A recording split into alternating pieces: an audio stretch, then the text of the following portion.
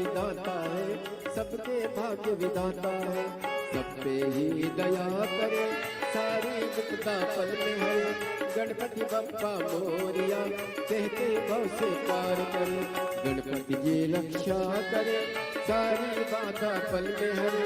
गणपति बप्पा मोरिया, कहते भव से पार करे।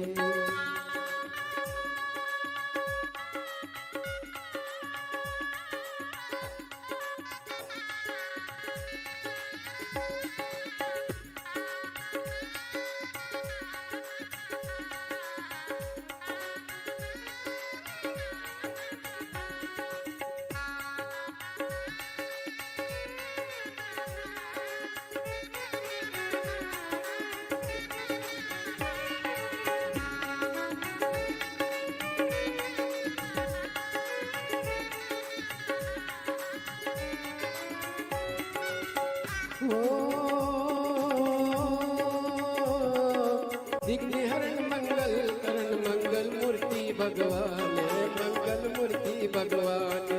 हो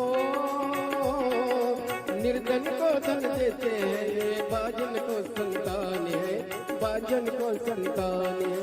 सबके संकट दूर करे, सारी बाधा पल में हरे।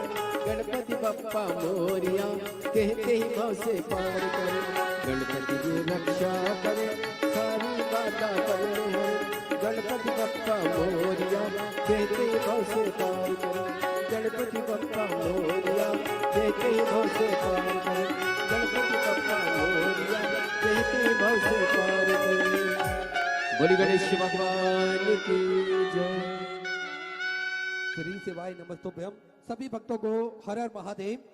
7 दिवसीय सुंदर श्री शिव महापुराण के अलौकिक दिव्य कथा हम सभी पूज्य गुरुदेव के सानिध्य में श्रवण कर रहे हैं। निश्चित ही यह हम सभी का सौभाग्य है। बाबा भोलेनाथ की कृपा से हम सभी को आस्था चैनल के माध्यम से, यूट्यूब फेसबुक के माध्यम से और काशी विश्वनाथ की इस पावन धरा से, मां गंगा की गोद से हम सभी को सुंदर अलौकिक दिव्य कथा श्रवण करने का अवसर प्राप्त हुआ। और निश्चित ही बधाई के पात्र हैं कथा के मुख्य जजमान, कथा आयोजक, सभी जजमान परिवार, श्री अमित जी मुदगल बीटा अंबाला हरियाणा से, श्री कृष्णलाल जी गुप्ता अंबाला हरियाणा से, श्री राजकुमार जी राठौर दिल्ली से, श्री प्रदीप जी बंसल दिल्ली से, समीश्वर एकांतेश्वर महादेव नोएडा उत्तर प्रदेश से, चतुर्वेदी परिवार झांसी उत्तर प्रदेश से, चंदन जी सोनी देवास मध्य प्रदेश से, श्रवण कुमार जी मिंटू भैया वाराणसी उत्तर प्रदेश से, श्रीमती उषा जी अग्रवाल वाराणसी उत्तर प्रदेश से, श्री अनिल जी जयसवाल वाराणसी उत्तर प्रदेश से कथा के मुख्य जजमान का पदभार ग्रहण कर न केवल अपने जीवन को कृतार्थ करा, अपितु समूचे जन समुदाय के लिए यह सुंदर अलौकिक दिव्य कथा रखकर निश्चित ही पुण्य का कार्य आप सभी ने करा है। एक बार सभी के लिए जोरदार ताली बजाकर स्वागत करें। और देखिए, जीव पर जब तक बाबा भोलेनाथ की कृपा ना हो तब तक इस पृथ्वी पर, इस दुनिया में, इस संसार में कोई भी कार्य संभव नहीं हो सकता। हम चाहे जितना प्रयत्न कर ले, चाहे जितना प्रयास कर ले, लेकिन होता वही है जो प्रभु की इच्छा होती है, जो भोलेनाथ की मर्जी होती है। क्योंकि उनकी कृपा के बिगैर तो इस संसार में एक पत्ता भी नहीं हिल सकता। तो अगर हम काशी विश्वनाथ की इस पावन धरा से ऑनलाइन कथा श्रवण कर रहे हैं तो ये भी मेरे भोलेनाथ की इच्छा है, ये मेरे भोलेनाथ की मर्जी है।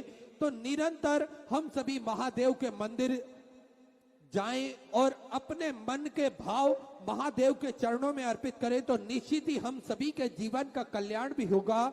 और निश्चित ही हमारे जीवन में जो हम कभी विचार करते हैं, सोचते हैं, वे सारे कार्य मेरे महादेव की कृपा से सिद्ध होंगे, वे सारे कार्य मेरे महादेव की कृपा से पूर्ण होंगे। और देखिए, हम सभी को तो पूज्य गुरुदेव ने शिव महापुराण की कथा का एक सार तत्व, एक निचोड़ बताया है, समझाया है।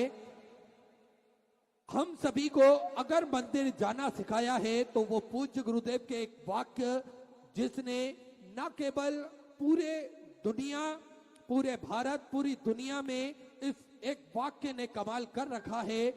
एक लोटा जल सारी समस्याओं का हल। आज एक लोटा जल की महिमा समूचे विश्व के लोग जानते हैं, समूचे भारत के लोग जानते हैं और पूरे भक्त, सभी भक्त जानते हैं कि एक लोटा जल ने क्या कमाल कर रखा है। आज हम सभी देखते हैं किस प्रकार से मंदिरों में लंबी भीड़, लंबी कतारें लगी हुई हैं। तो ये कहीं ना कहीं शिव महापुराण की कथा का पुण्य प्रताप है। ये कहीं ना कहीं पूज्य गुरुदेव ने जो हम सभी को सरल शब्दों में शिव महापुराण की कथा श्रवण कराई है, हम सभी को सहजता के साथ में महादेव से जोड़ा है, ये उसका पुण्य प्रताप हम सभी को देखने को मिल रहा है। और आज हम सभी देखते हैं किस प्रकार से सभी भक्त इस महिमा को जान चुके हैं, सभी भक्त एक लोटा जल के महत्व को समझ चुके हैं और सभी भक्त आज क्या बच्चे, क्या बूढ़े और क्या जवान, सभी वर्ग के लोग आज मंदिर जाते हैं, भगवान पर एक लोटा जल चढ़ाते हैं और अपने मन की अरदास महादेव के चरणों में लगाते हैं।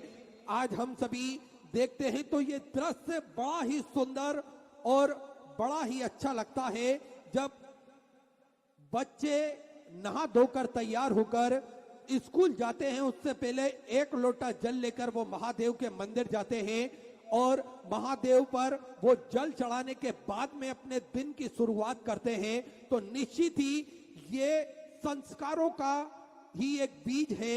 अगर आज ये बीज बो दिया तो निश्चित ही आने वाले समय में इसकी फसल हम सभी को अच्छी मिलेगी। और ये पूज्य गुरुदेव ने हम सभी को विस्तार से बताया है कि किस प्रकार से आज से ही हम संस्कारों का बीज अपने आने वाली पीढ़ी में, अपने आने वाले बच्चों में हम सभी डाल सकते हैं, जिससे निश्चित ही हमें आने वाले समय में एक अच्छी फसल इन बच्चों के अंदर अच्छे संस्कार के रूप में हम सभी को प्राप्त होगी। और हम सभी देखते हैं किस प्रकार से आज जो नवयुवक हैं वो भी कहीं ना कहीं अपने दिन की शुरुआत करने से पहले, कॉलेज जाने से पहले या फिर अपने व्यवसाय करने से पहले या फिर अपनी जॉब पे जाने से पहले वो एक लोटा जल लेकर महादेव के मंदिर जाते हैं। और कई भक्त तो ऐसे हैं, कई युवा भाई बहन ऐसे हैं जो अपनी गाड़ी में एक पात्र रखते हैं, एक लोटा रखते हैं और एक पानी की बोतल रखते हैं और कहीं पर भी उन्हें शिवालय दिखता है तो वो एक लोटा जल भरते हैं उस पानी की बोतल से और महादेव के चरणों में अर्पित कर देते हैं। आज अगर ये युवा पीढ़ी महादेव के चरणों में झुक रही है तो निश्चित ही आने वाले समय में इन्हें किसी के आगे झुकने की आवश्यकता नहीं पड़ेगी और मेरे महादेव इनका मार्ग स्वतः ही वो खोल देंगे, स्वतः ही वो हम सभी को आगे बढ़ाएंगे। साथ में आज माता बहनें अपने दिन की शुरुआत करने से पहले वो मंदिर जाती हैं और भगवान पर एक लोटा जल चढ़ाते हैं। आज अगर हम बुजुर्गों की बात करें तो बुजुर्ग भी एक लोटा जल लेकर महादेव के मंदिर जाकर ही अपने दिन की शुरुआत कर रहे हैं।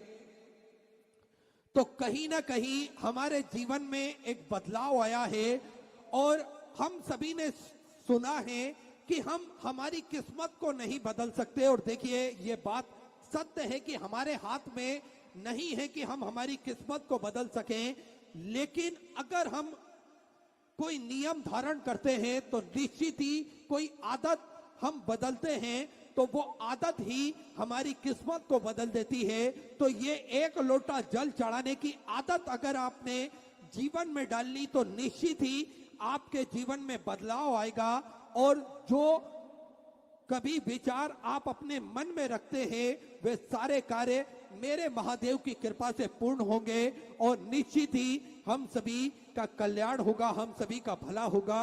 और देखिए शिव महापुराण की कथा और संतों की वाणी श्रवण करने से क्या पुण्य फल और क्या लाभ हमें मिलता है ये हम सभी को जानना चाहिए। और देखिए धन दौलत के चक्कर में तो पूरी दुनिया इधर से उधर भाग रही है, लेकिन हमें धन का सही इस्तेमाल भी करना चाहिए, साथ में किस चीज की सबसे ज्यादा आवश्यकता हमारे जीवन में पड़ेगी, उन बातों का भी ध्यान हम सभी को रखना चाहिए। एक लकड़हारा जो कि लकड़ियां बीनने के लिए, लकड़ियां काटने के लिए वो जंगल जाया करता था और वहां पर प्रतिदिन देखता था कि एक महात्मा जी, एक संत वहां पर ध्यान में मगन हैं। एक दिन वो महात्मा जी ने अपना मौन तोड़ा और उस लकड़हारे को अपने पास में बुलाया कि बेटा इधर आओ।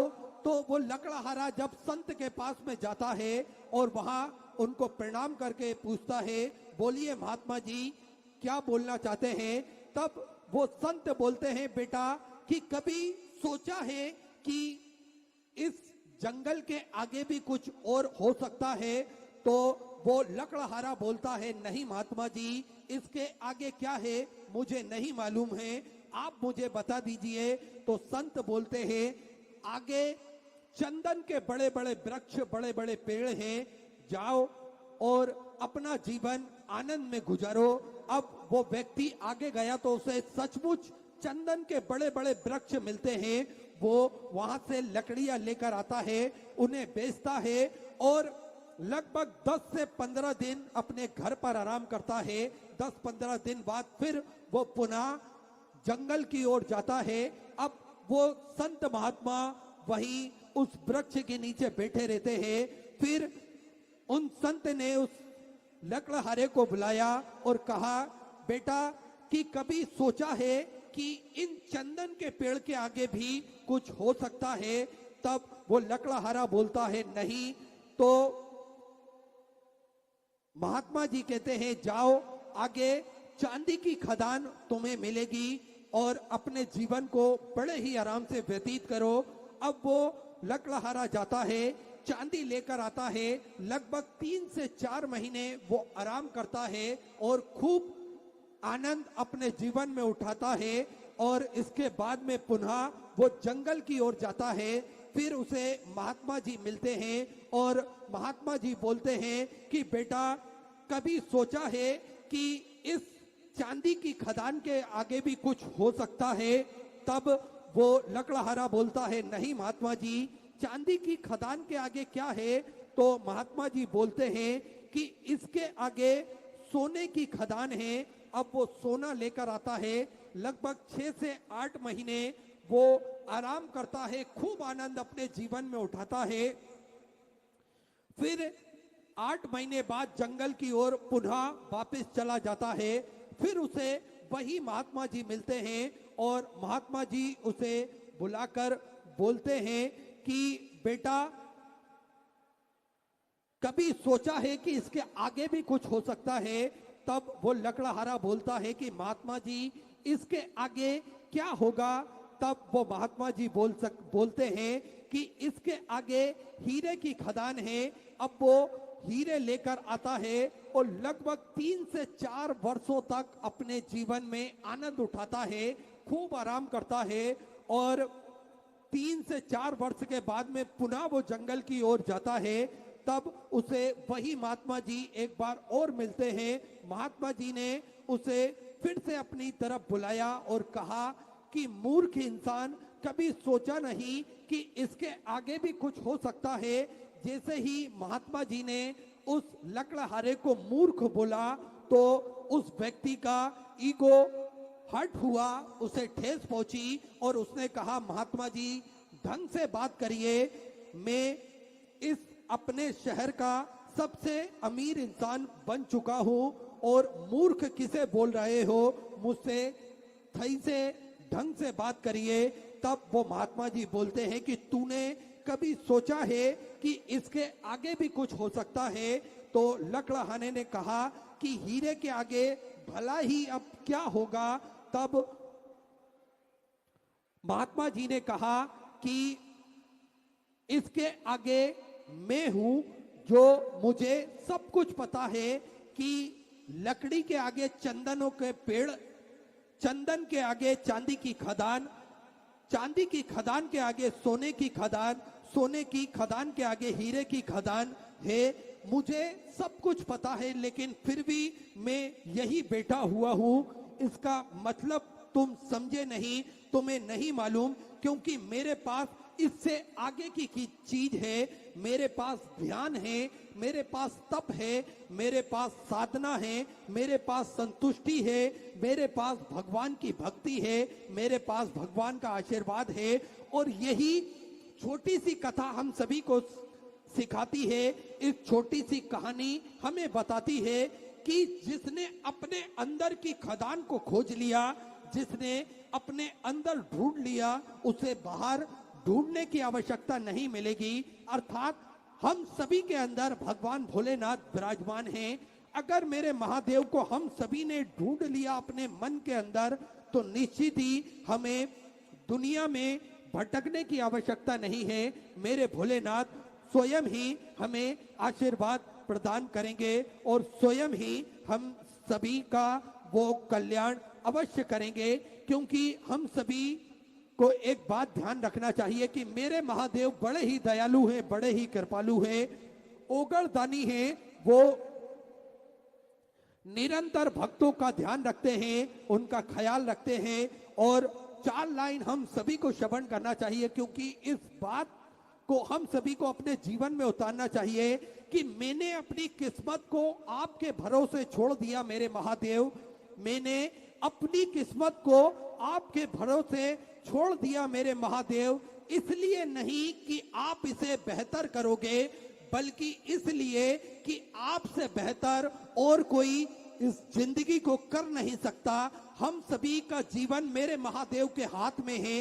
अगर हमने पूरी किस्मत को महादेव के हाथों में छोड़ दें, तो निश्चित ही हमारे जीवन को मेरे महादेव से बेहतर और कोई सुधार नहीं सकता और कोई सवार नहीं सकता।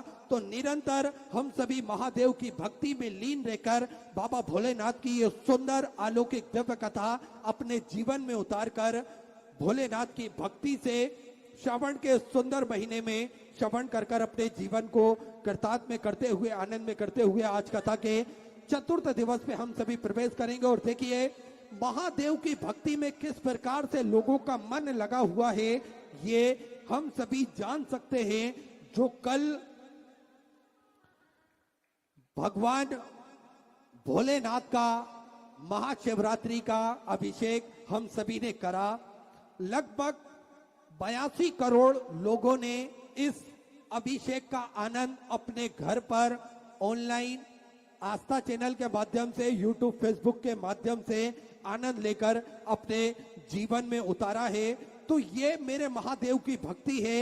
आज सभी लोग महादेव की शरण में जा रहे हैं, सभी लोग महादेव के चरणों में जा रहे हैं। तो निश्चित ही हमारे जीवन का कल्याण भी होगा, हमारे जीवन का उद्धार भी होगा और मेरे महादेव की कृपा भी हम सभी को प्राप्त होगी।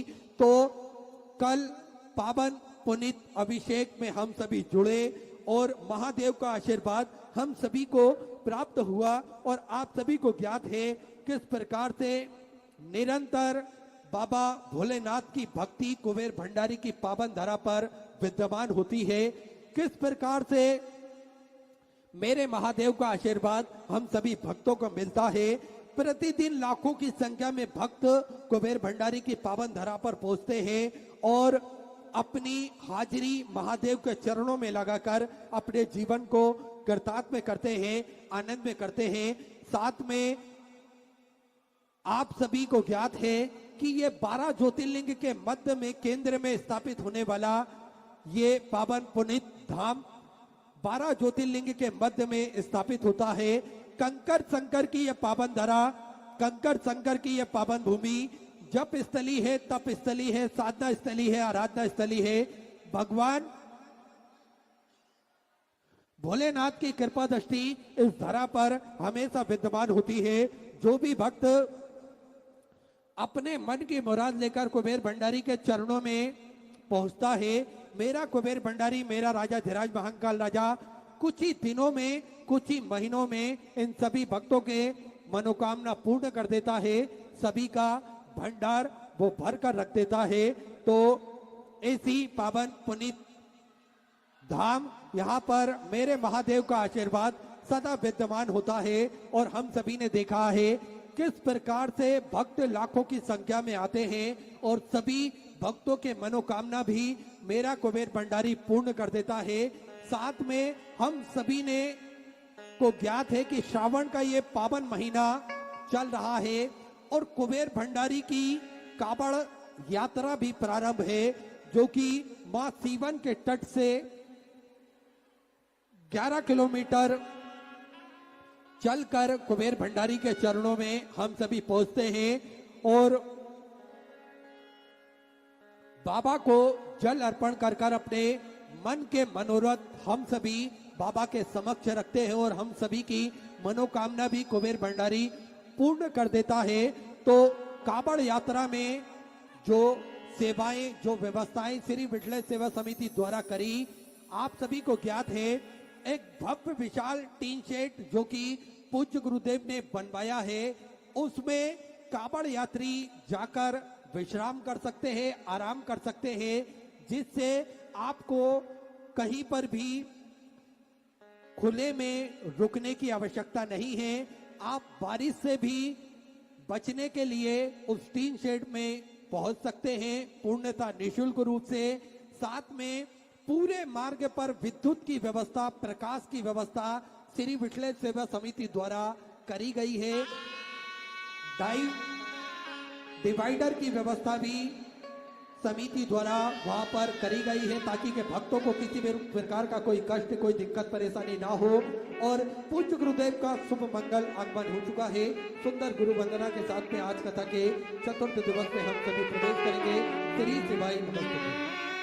गुरु ब्रह्मा गुरुर्विष्णु गुरुर्देवो महेश्वरा गुरुर्साक्षात् परब्रह्म तस्मै श्री गुरुवे नमः।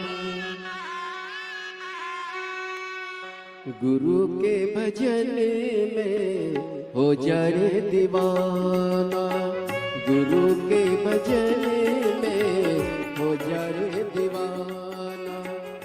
सपनों की दुनिया का, सपनों की दुनिया का क्या रे ठिकाना। गुरु के भजन में हो जाए दीवाना, गुरु के भजन में हो जाए दीवाना। झूठी है दुनिया, झूठे सारे मित्र, झूठी है प्रीतियाँ, झूठे सारे मित्र। देख मेरे मनवा, देख मेरे मनवा, जाल में न आना। गुरु के भजन में हो जाए दीवाना, गुरु के भजन में हो जाए दीवाना।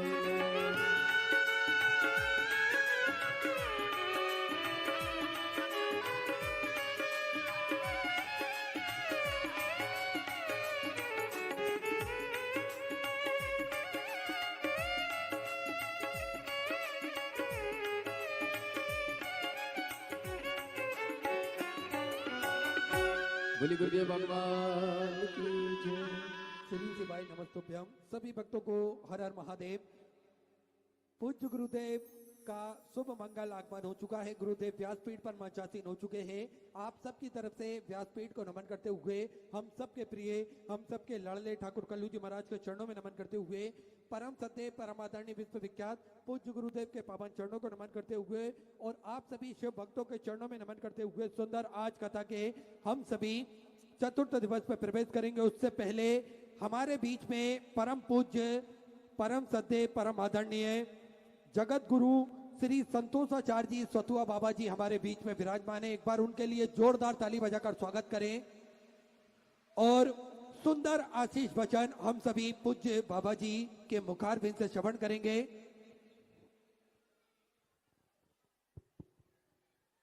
नमः पार्वती पतये हर हर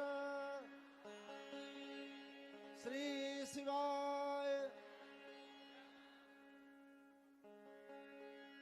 बाबा विश्वनाथ की नगरी में मां अन्नपूर्णा जी की पावन छाया में गंगा की बहती आशीर्वाद रूपी धारा में हम और आप शिव महापुराण की पावन कथा का रसपान कर रहे हैं।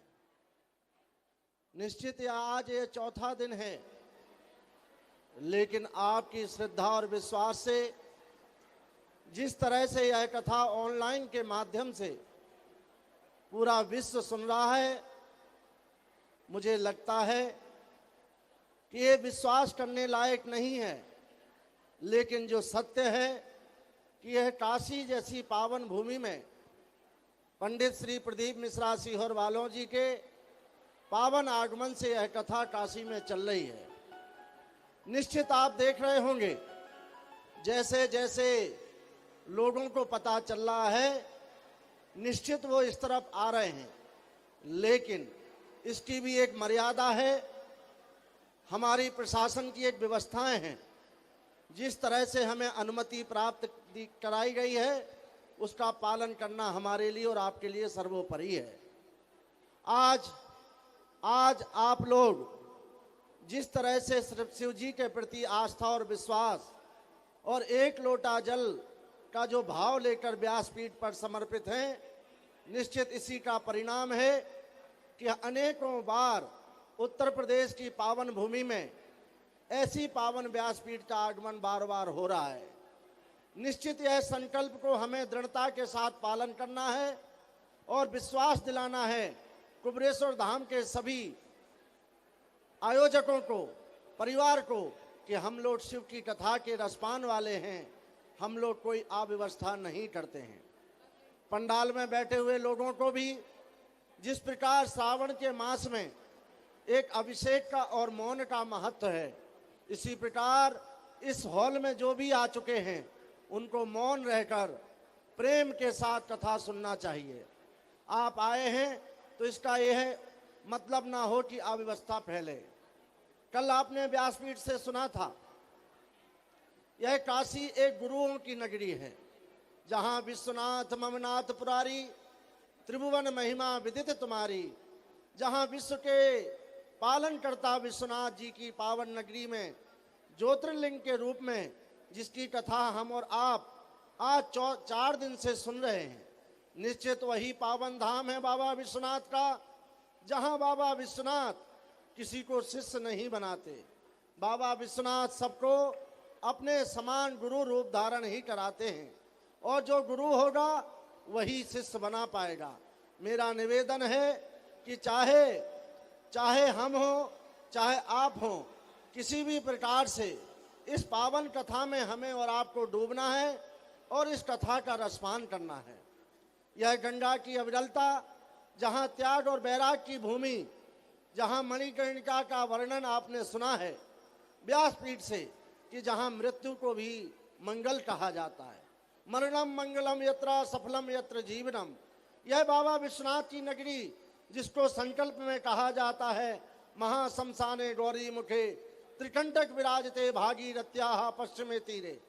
यह महाशमशान आनंद वन की भूमि में, जहां बाबा विश्वनाथ पार्वती मैया के साथ, गणेश जी के साथ इस भूमि में विचरण कर रहे हैं, उस भूमि में यह कथा हो रही है।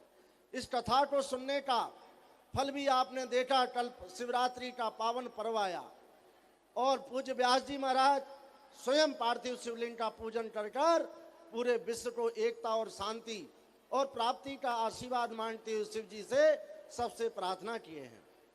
आपने देखा, चाहे काशी की व्यासपीठ हो, चाहे प्रयाग की व्यासपीठ हो, और जहाँ जहाँ व्यासपीठ जाती है एक ही सबका व्यासपीठ का संकल्प होता है, प्रार्थना होती है कि आप प्रसन्न रहें और कोई भगवान आपको दुख ना दे।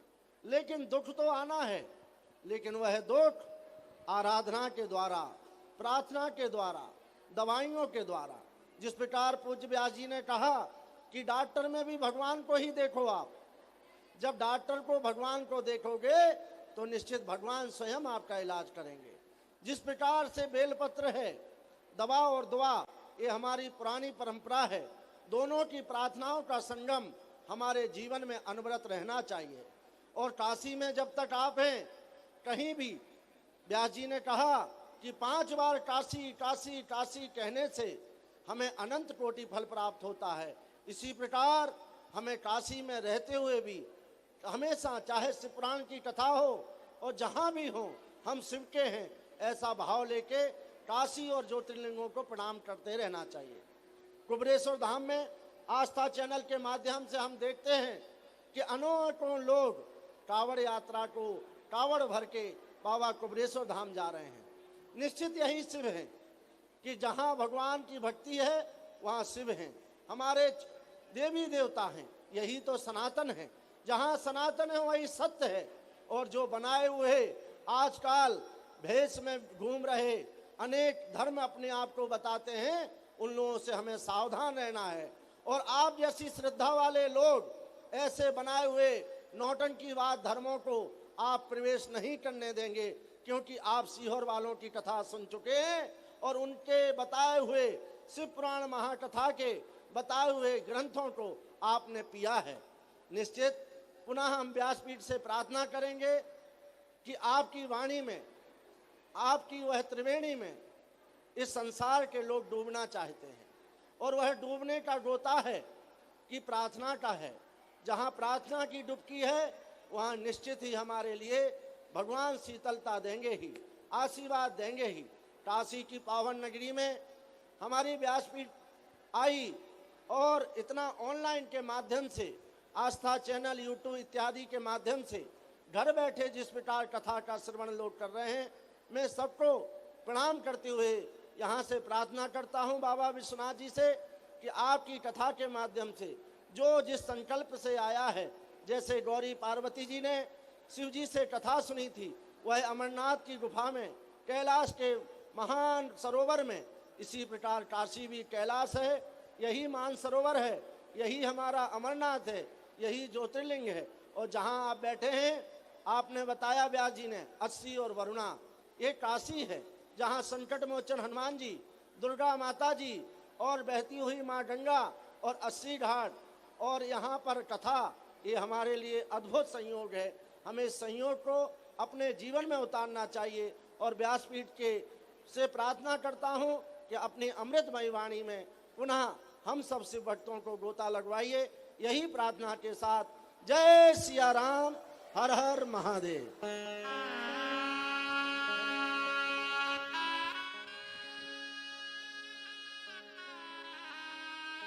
बड़ा ही सुंदर आशीष वचन हम सभी ने पूज्य बाबा जी के मुखारबिंद से श्रवण करें। एक बार उनके लिए जोरदार ताली बजाकर स्वागत करें। और पंचम दिवस की कथा, चतुर्थ दिवस की कथा में हम सभी प्रवेश करेंगे और बाबा की अलौकिक दिव्य कथा अपने जीवन में उतारेंगे। साथ में आप सभी को ज्ञात है किस प्रकार से सिद्धपुर नगरी सीहोर की पावन धारा पर सेवा का कार्य भी सुचारू रूप से चलता है, जिसमें बच्चों की शिक्षा अध्ययन की बात हो या फिर प्रकृति की रक्षा की बात हो, भोजन भंडारे की सेवा हो, स्वास्थ्य संबंधित कार्य हो, श्री विठल सेवा समिति हमेशा बढ़ चढ़कर कार्य करती है, हमेशा बढ़ चढ़कर भाग लेती है। तो आप सभी निरंतर श्री विठल सेवा समिति को इस प्रकार से ही सहयोग प्रदान करते रहें, जिससे जन जन तक ये सेवा का क्रम पहुंचे और सभी भक्त इसका लाभ उठा सके। तो ज्यादा समय ना लेते हुए आइए हम सभी व्यासपीठ की शरण में चलते हैं। पूज्य गुरुदेव के सानिध्य में आज सुंदर चतुर्थ दिवस की कथा में हम सभी प्रवेश करेंगे। श्री शिवाय नमस्तुभ्यम, हर हर महादेव।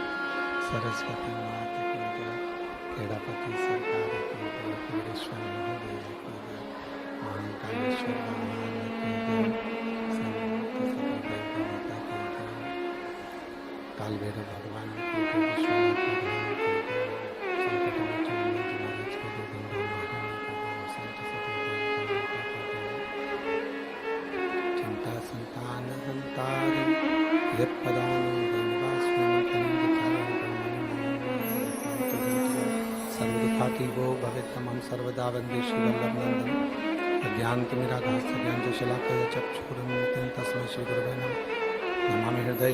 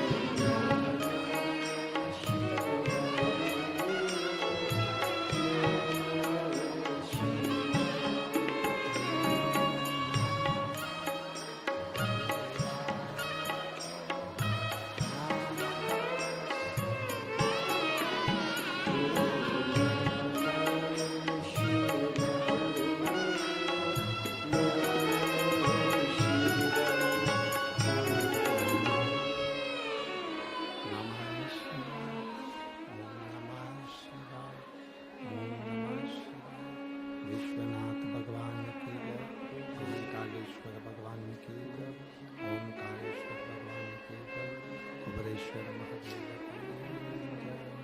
हर हर हर हर हर काशी विश्वनाथ ओगरदानी त्रिकालदर्शी कैलाशी अविनाशी भगवान शिव जिनकी पुनीत पावन पवित्र शिव महापुराण की कथा भगवान देवाधिदेव महादेव की कृपा से, करुणा से, रंजिश से, उनकी उदारता से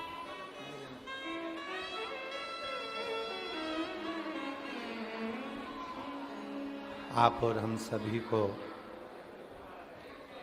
काशी की पवित्र पावन भूमि पर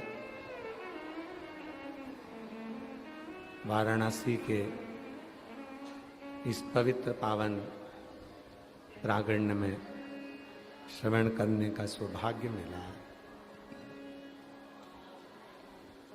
कथा मंडप में इस पवित्र शिव महापुराण की कथा को बाबा विश्वनाथ जी की ओर से मां मणिकर्णिका के घाट से 1008 जगत गुरु श्री संतोषाचार्य जी महाराज जी सतुआ बाबा जी जो इस पवित्र कथा की दिव्यता को प्रदान कर रहे हैं, एक बार जोरदार ताली बजाकर उनके लिए स्वागत। कथा के इस पवित्र पावन प्रांगण में विराजमान यजमान परिवार श्री अमित मुदगल जी बिहटा अंबाला हरियाणा से हैं। उनको बहुत बहुत साधुवाद जो श्री कृपा से ये यजमान पद ग्रहण किया।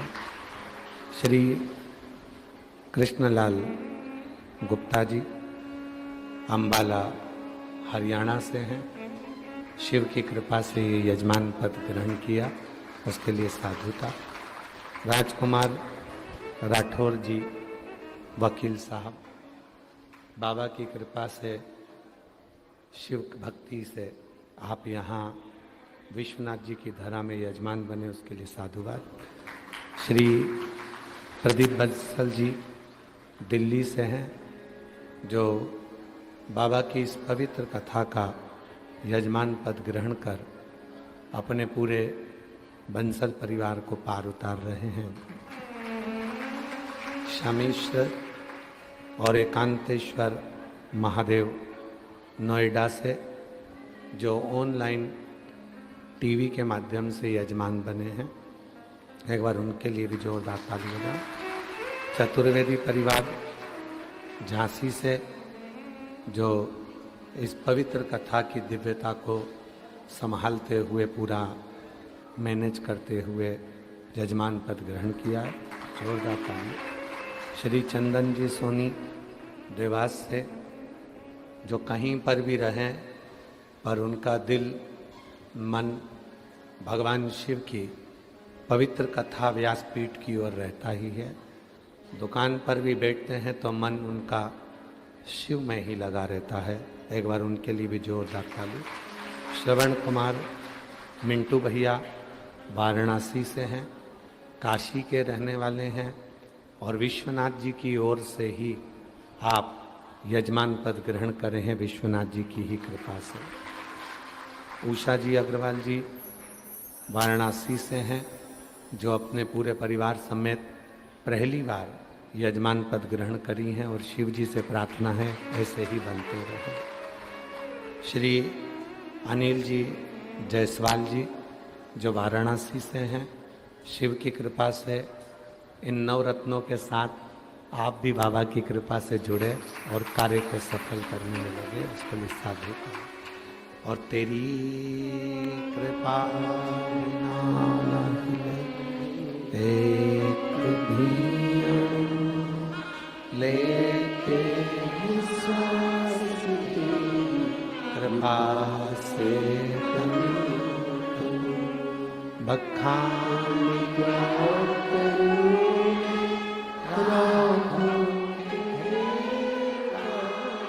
चपटी खजाना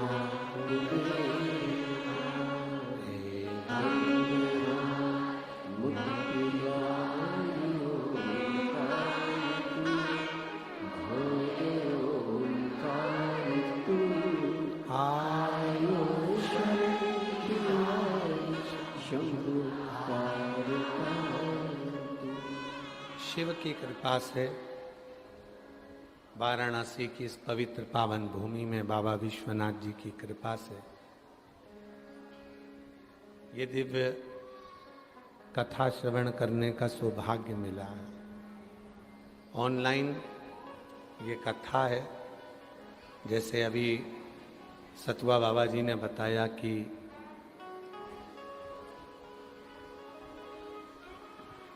बाबा जी ने आज वीडियो भी भेजे और उस वीडियो में सतुआ बाबा जी के आश्रम की गौशाला पे 50-60 ऑटो खड़े हैं और जो कथा को सुनने के लिए आए। पर ये कथा ऑनलाइन है और इसको ऑनलाइन ही रहने दो तो आनंद होगा। आप सब, एक माता जी तो हरियाणा से आ गई हैं और पंजाब से, लुधियाना से आई हैं और कल रोड पर जाकर बैठ गई थी। वो खड़ी है, लुधियाना पंजाब से है। बाबा जी कल रोड पे बैठ गई थी, कम से कम 4 से 5 घंटा तक पानी नहीं पिया, कुछ खाया नहीं और रोड पे बैठी रही। केवल शायद ही ऐसी कोई व्यासपीठ हो जिसके लिए लोग इतना संघर्ष करते हैं और कथा करते हैं।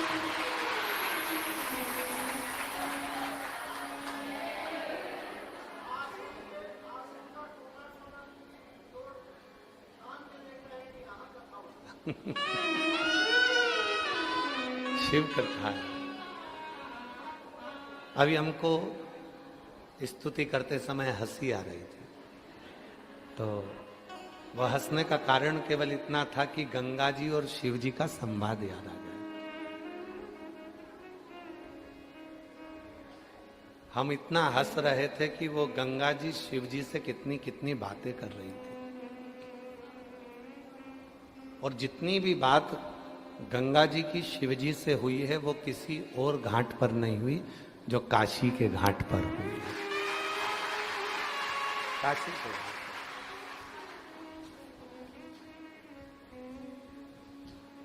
और वो कोई साधारण सी बातें नहीं थी गंगा जी और शिव जी की जिसके पीछे हमको हंसी आ रही।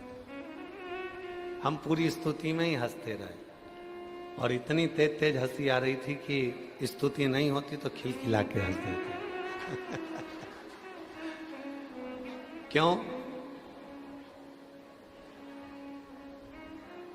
क्योंकि गंगा जी ने कह दिया था बाबा भोलेनाथ जी से कि मैं भगवान विष्णु के चरणों में भी नहीं रही, मैं ब्रह्मा जी के कमंडल में भी नहीं रही, मैं इंद्र की सभा में भी नहीं रही, मैं वरुण और गरुण की सभा में भी नहीं रही, मैं कहीं पर एक जगह पर टिक नहीं पाई।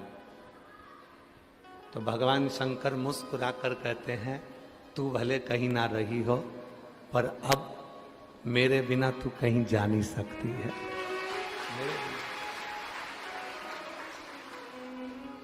जहां जाना था तेरे को चली गई। इसीलिए पूरी दुनिया में गंगा बहती है और काशी में गंगा रहती है। गंगा बहती है सारी दुनिया में पर काशी में गंगा रहती है। और रहना किसको कहते हैं और बहना किसको कहते हैं, दोनों में बहुत अंतर है। और काशी वाले अच्छे से समझते होंगे इस बात को, बहना और रहना में कितना अंतर है। चले गए, शॉपिंग कर ली, सामान खरीद लिया, कोई सामान अपना एकत्रित कर लिया, ले लिया, इसको कह देते हैं बहना। ठीक है। पर रहना किसको कहते हैं? किसी बहू को देखो जो अपने मायके में रहती है तो समझ लो कि वो बह रही है, और ससुराल में रह रही है तो मतलब वो रह रही है। ससुराल में रह रही है। अब गंगा जी काशी में रहती है, और रहना किसको कहते हैं? ऋषिकेश में खूब उछली, गंगोत्री में खूब उछली, हरिद्वार में खूब उछली, पूरी गंगा के मार्ग में गंगा जी इतनी उछलती है, इतनी उछलती है, पर काशी में गंगा उछलती नहीं है, रहती है, शांत रहती है। यहां रहती है तो शांत। उसको मालूम है कि यहां विश्वनाथ है। हर जगह पर गंगा जी का शोर नजर आता है, पर काशी में गंगा शोर नहीं मचाती है। काशी में गंगा शोर नहीं मचाती।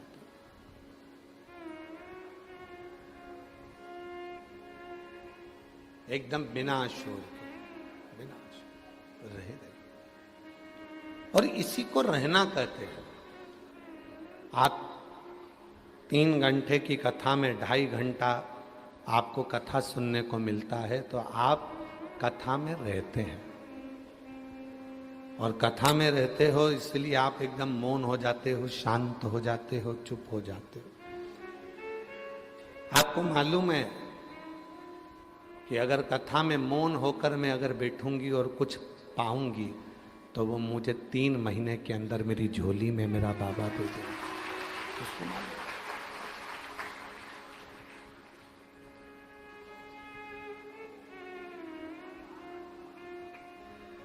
यहां शोर की नगरी काशी नहीं है, गर्जना की नगरी काशी नहीं है,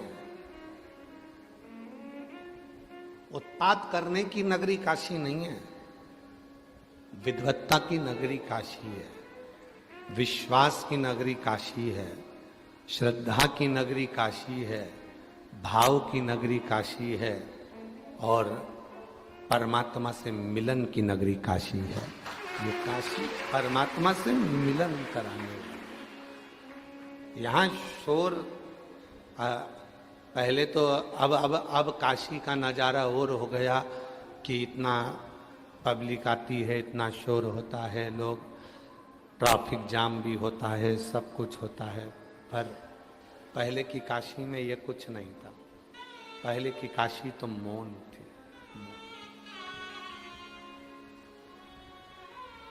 इसीलिए शायद सावन के महीने में सारे व्रत किए जाते हैं। सोमवार का व्रत भी आता है, शिवरात्रि का व्रत भी आता है, मंगला गौरी का व्रत भी आता है, अन्नपूर्णा का व्रत भी आता है, अष्टमी का व्रत भी आता है। पर साथ में एक व्रत सावन के महीने में होता है जिसको मौन व्रत कहा जाता है।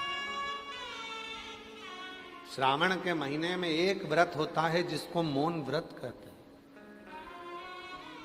आप सबको मालूम होगा, शिव और शक्ति दोनों का अर्धनारीश्वर स्वरूप का जब दर्शन हुआ था, शिव महापुराण की कथा कहती है, तब ब्रह्मा जी मौन हो गए थे, क्योंकि ब्रह्मदेव से गलती हो गई थी बहुत। ब्रह्मा जी से इतनी गलती हो गई थी कि ब्रह्मा जी ने भगवान नारायण और भगवान शिव में भेद कर दिया था। और जब कोई हल नजर नहीं आया कि ब्रह्मा जी ने सोच लिया कि ये मेरा कुछ हो नहीं सकता है, तब ब्रह्मदेव ने ये विचार कर लिया कि अब इसका कोई सार तत्व नजर नहीं आ सकता, तो अब मैं मौन हो जाता हूं। और ब्रह्मदेव मौन हो गए एकदम। और जैसे ही ब्रह्मा जी मौन हुए, भगवान शिव कृपा कर दिए, ब्रह्मा को वर दे दिया। श्रावण के महीने में जब मैं अपने ससुराल माता प्रसूति से सेवा ले रहा हूँगा, मेरी अर्धांगिनी सती मेरी सेवा कर रही होगी, समुद्र मंथन का विष मैंने पिया होगा और मेरी पार्वती मेरे को कावड़ चढ़ा रही होगी। उस श्रावण के महीने में संसार में रहने वाला यदि मनुष्य एक दिन भी कुछ घंटों का भी यदि मौन व्रत धारण कर लेगा, शिव कहते हैं वो एक लोक नहीं अनेक लोकों का सुख भोग कर परम लोक को प्राप्त करेगा। इसलिए श्रावण महीने में जितना कावड़ का महत्व है, श्रावण महीने में जितना कावड़ चढ़ाने का महत्व है, श्रावण के महीने में जितना 2 लोटा जल चढ़ाने का महत्व है, श्रावण के महीने में जितना शिव की अविरल भक्ति करने का महत्व है, उतना ही मौन रहने का महत्व है। पूरे महीने में एक दिन 2 घंटा, आधा घंटा, 15 मिनट, 20 मिनट, 1 घंटा, एक दिन, जितना भी हमसे बन सकता है उतना हमें मौन धारण करना चाहिए। एक दिन, हमें मालूम है पूरे दिन तो तुम मौन नहीं रह सकते और पूरे महीने भी नहीं रह सकते, तो कम से कम एक दिन मौन रहना, चुप रहे, शांत।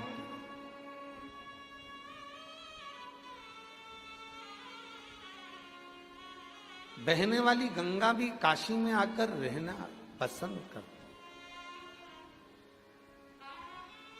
और एक दिन ऐसा आया, एक दिन ये स्थिति हो गई काशी में कि गंगा जी तो उछल पड़ी, बहुत उछली। और गंगा महारानी जब उछली तो देखा कि ये तो बहुत उछल रही हैं, तो भोलेनाथ जी को लगा गंगा और काशी में आकर इतनी उछले, ये ठीक नहीं है। शिव जी ने अपना त्रिशूल लिया, गाड़ दिया, और जो गाड़ा गंगा मैया वहीं से टकराई और वापिस लौट कर निकल गई। उस स्थान का नाम आज भी, उस स्थान को शूलकंठेश्वर महादेव के नाम से जाना जाता है। जिस स्थान पर गंगा जी के लिए भगवान शंकर ने त्रिशूल रख दिया और गंगा मैया वहीं से वापिस की और वापिस लौट पड़ी। पुनः बोल शूलकंठेश्वर महादेव की, पुनः लौटी।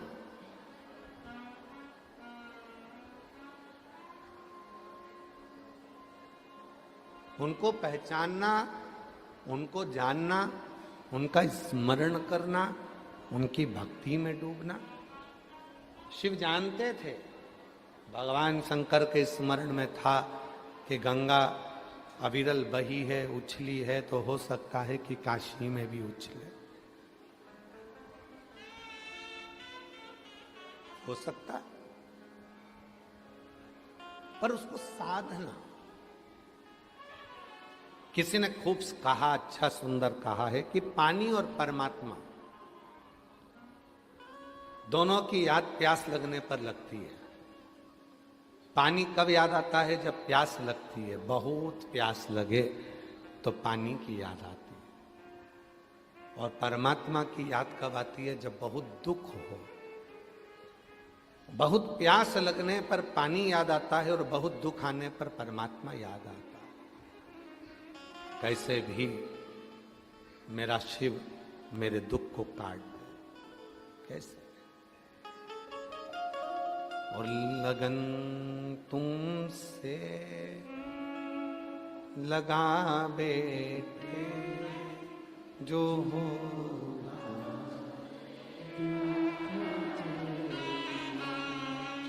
तुम्हें अपना बना बैठे, जो होगा देखा जाए। लगन तुमसे लगा बैठे, जो होगा देखा जाए।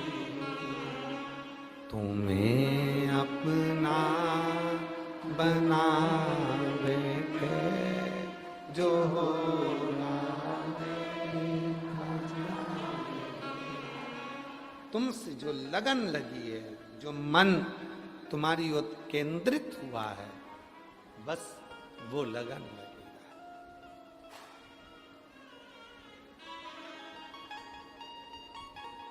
सतयुग, त्रेता युग, द्वापर, और अभी क्या चल रहा है? जम के तो बोलो, कलयुग। कलयुग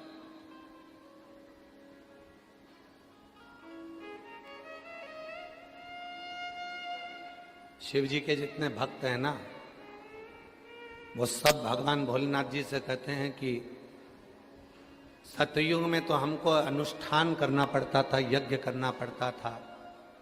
सतयुग में तो हमको यज्ञ अनुष्ठान करना पड़ता था, तब आप कृपा करते थे। त्रेता में तब साधना करना पड़ती थी, तब आप कृपा करते थे।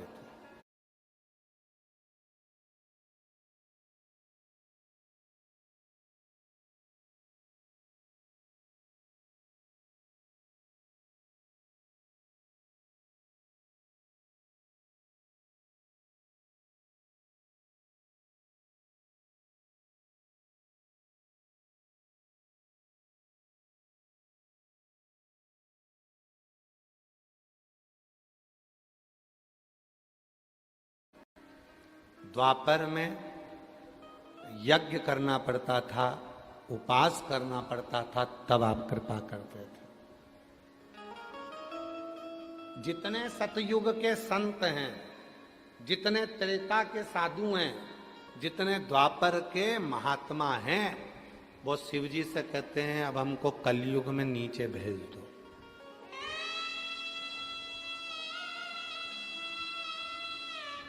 अब हमको कलयुग में नीचे भेज दो। शिव जी ने पूछा क्यों, किस लिए, काय को, किस कारण? तो सतयुग के संत कहते हैं, त्रेता के संत कहते हैं, द्वापर के संत कहते हैं पहले हम यज्ञ करते थे तब शिव प्रसन्न होते थे, व्रत करते थे तब शिव प्रसन्न होते थे, साधना उपासना करते थे तब शिव प्रसन्न होते थे, पर अब हमको कलयुग में भेज दो क्योंकि एक लोटा जल से शिव प्रसन्न हो जाते हैं। एक लोटा जल सारी समस्या का। अब शिव केवल एक लोटे जल से प्रसन्न हो जाते हैं, केवल एक लोटा जल। अब उस जल को चाहे तुम, कोई कहे कि ये गंदा नदी का पानी है, कोई कहे गटर का पानी है, कोई कहे कारपोरेशन का पानी है, कोई कहे नगर पालिका का पानी है, कोई कहे टंकी का पानी है, कोई कहे खड्डे का पानी है, तुम कुछ भी कहते रहो। शिवजी अगर पानी देखते होते तो तुमसे पानी मांगते ही नहीं। शिवजी अगर फूल देखते होते तो तुमसे फूल मांगते ही नहीं। शिव महापुराण में, स्कंद पुराण में, भविष्य पुराण में, अग्नि पुराण में, नर्मदा पुराण में, लिंग पुराण में, नारद पुराण में, ब्रह्मविवर्त पुराण में, कूर्म पुराण में, मत्स्य पुराण में, विष्णु पुराण में, श्रीमद् भागवत पुराण में, जितनी पुराणे हैं और जितनी उनकी उप पुराण है, उसमें ये नहीं लिखा कि जल कहाँ का लेकर आना, उसमें तो ये लिखा भाव से अगर तूने आंख के अश्रु भी चढ़ा दिए तो भी शिव स्वीकार करेगा, तो भी शिव स्वीकार करेगा। चलो जाने दो, अब एक कथा सुनो नरसिंह मेहता जी की। नानी बाई का मायरा सावरिया सेठ ने भरा था, पर सावरिया सेठ से मिलाने वाला नरसिंह जी को थे कौन? भगवान देव अधिदेव महादेव। जरा विचार करिए, थोड़ा संगीत सब थोड़ा शांति से। सांवरिया सेठ से शिव जी को मिलाने वाला कौन था? कौन? विचार करना जरा। बड़ी भाभी ने देवर को धक्के मार के निकाल दिया, नरसिंह मेहता जी रोते हुए कहाँ जाते, तो बड़े भाई सारंगधर ने कह दिया कि वो टूटा हुआ शिव जी का मंदिर है, वहां चले जाओ। टूटे हुए शिव जी के मंदिर में भेज दिया, और टूटे हुए शिव जी के मंदिर में नरसिंह जी चले गए। ना लोटा था, ना जल था, ना फूल था, ना पत्र था, ना भोग था, ना भोजन था, कुछ कुछ। क्या करा नरसिंह जी ने? पूरी रात नरसिंह जी शिवलिंग को गले लगाकर रोते रहे। पूरी रात नरसिंह जी शिवलिंग को गले लगाकर रोते रहे, पूरी रात। सुबह ब्रह्म मुहूर्त में भगवान शंकर ने नरसिंह जी को नंदी पर बिठाया और सांवरिया सेठ का दर्शन कराने के लिए गौलोक धाम ले गए।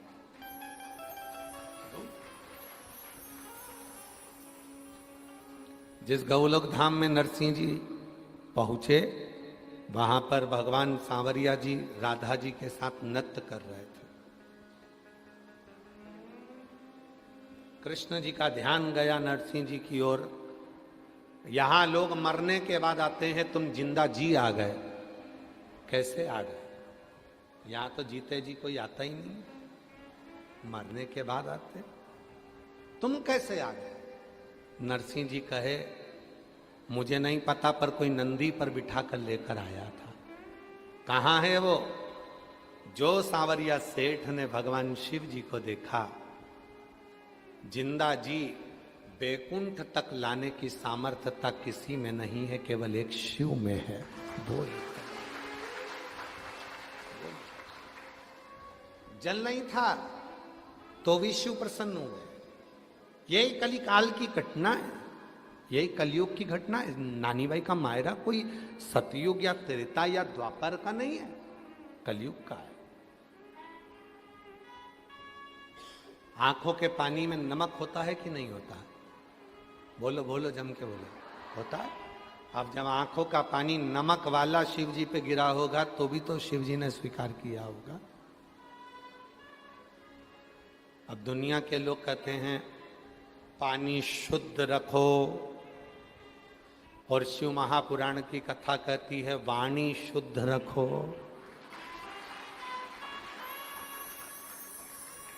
दुनिया के लोग कहते हैं फूल शुद्ध रखो।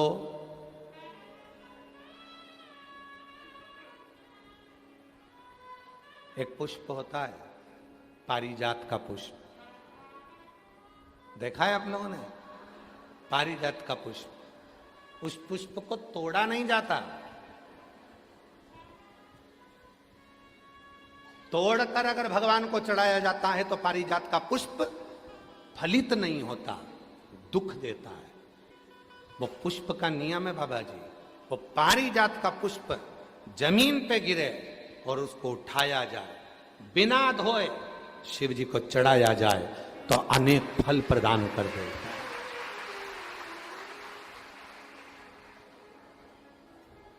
बिना धोए। और आज भी प्रमाण है महाराज जी, आज भी हमारे सनातन धर्म में प्रमाण है, जिस पुष्प को पानी में धोकर भगवान को चढ़ाया जाता है वो फूल भगवान स्वीकार नहीं करते। आज भी नियम है वकील साहब, आज भी नियम है। जिस फूल को अगर पेड़ से तोड़ा, पानी में धोया, उसके बाद भगवान को चढ़ाया तो भगवान उसको स्वीकार नहीं करते। ये रीते आज भी। फूल से टूटा और टूटने के बाद भगवान को चढ़ा दिया, वो स्वीकार। कई माताओं की आदत रहती है पानी के लोटे में, पानी की बाल्टी में फूल तोड़कर डाल लेती हैं, मंदिर जाती हैं, फूल चढ़ा देती हैं, उसी का पानी भगवान को चढ़ा देती हैं। पानी में ही फूल पड़ा रहता है, भगवान को चढ़ा रही हैं। कई लोगों की आदत रहती है, वो सोचते हैं कि हम जा तो रहे हैं, फूल अलग से कहाँ ले जाएंगे, पानी के लोटे में, पानी की बाल्टी में फूल डाल लिए, तोड़ तोड़ कर पानी की बाल्टी में फूल डाले और शिव जी को जाकर चढ़ा दिए, शिव स्वीकार नहीं करता। पूरी पुराण को उठाकर देखना, कहीं नहीं लिखा कि फूल को धोकर शिव को चढ़ाना। यहां तक लिख दिया कि पारिजात का यदि फूल, और ये पारिजात का फूल कब आया था? अभी अभी हमने कथा में वर्णन किया था, सीहोर की कथा में, सीहोर की कथा में वर्णन किया था, आप लोगों ने सुना होगा। दुर्वासा बाबा आ गए थे अयोध्या में भोजन करने के लिए। अभी कथा में बोला था, हाँ आप लोगों ने में से किसी न किसी ने सुना होगा।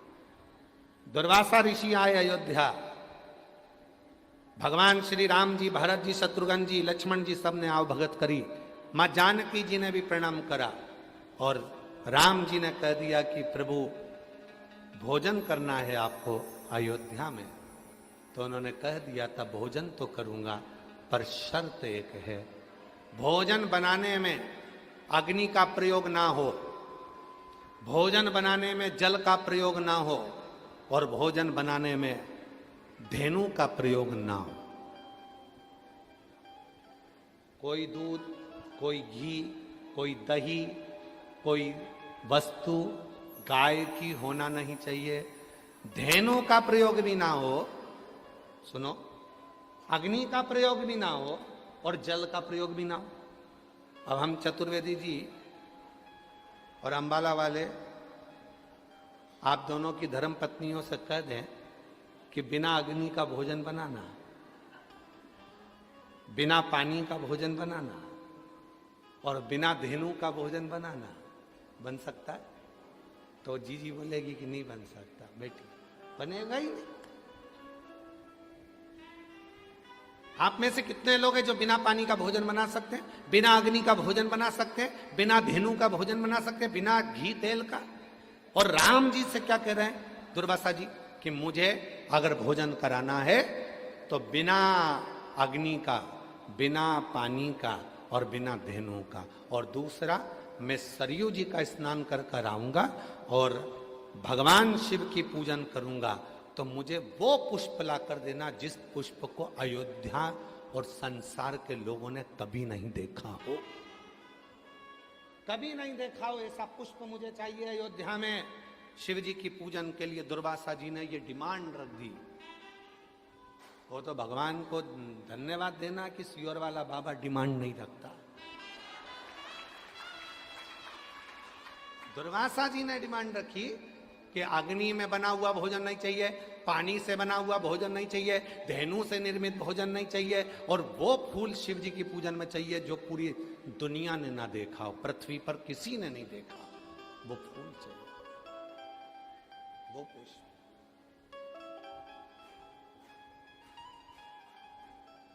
वो पुष्प चाहिए।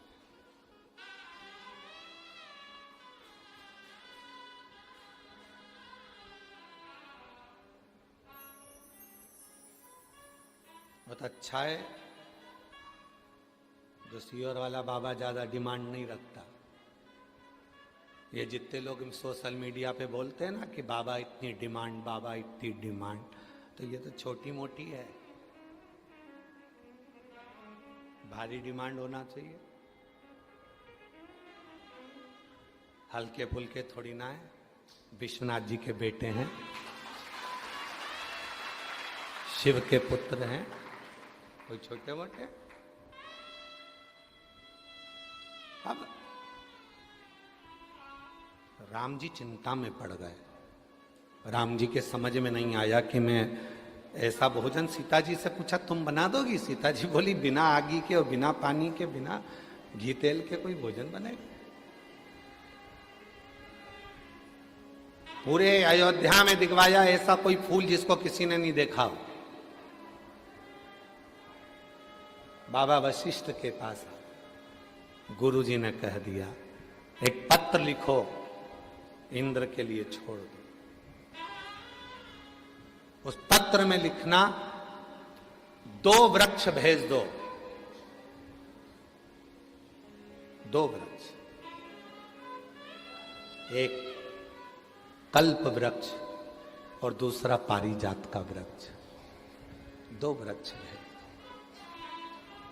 पत्र गया और वो पत्र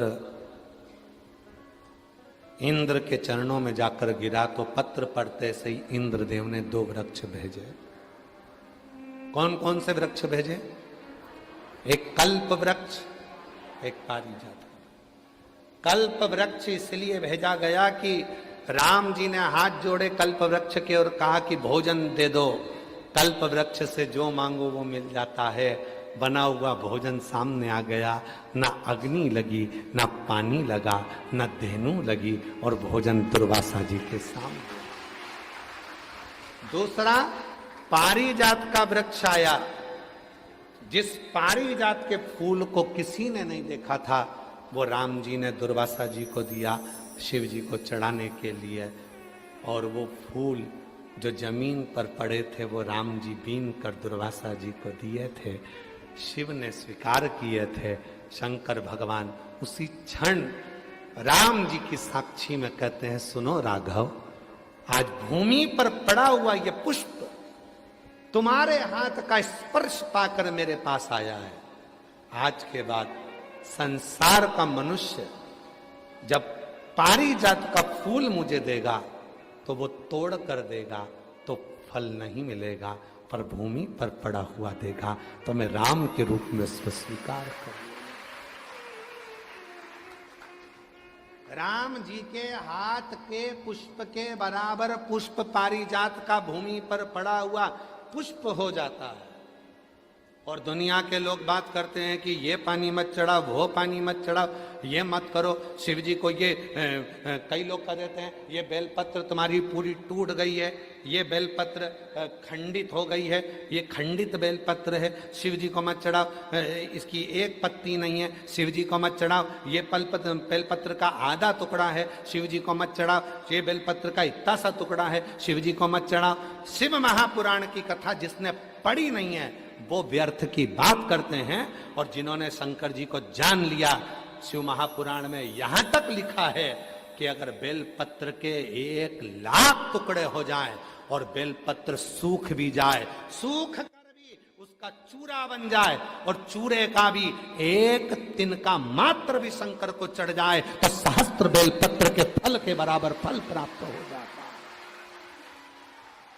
जो समझे ही नहीं उनको क्या समझा? जो आज भी दिमाग में लेकर बैठे, खंडित है, खंडित है, खंडित है।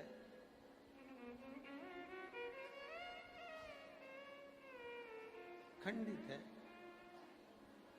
कई लोगों के दिमाग में बैठा रहता है। और आप लोगों से निवेदन है, आज की कथा में से ये वाला वीडियो काट के डाल देना आप लोग।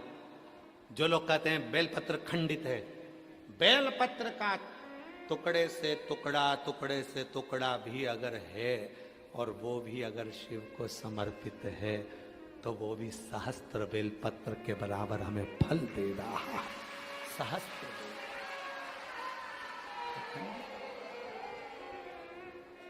दुनिया में केवल एक ही तो है,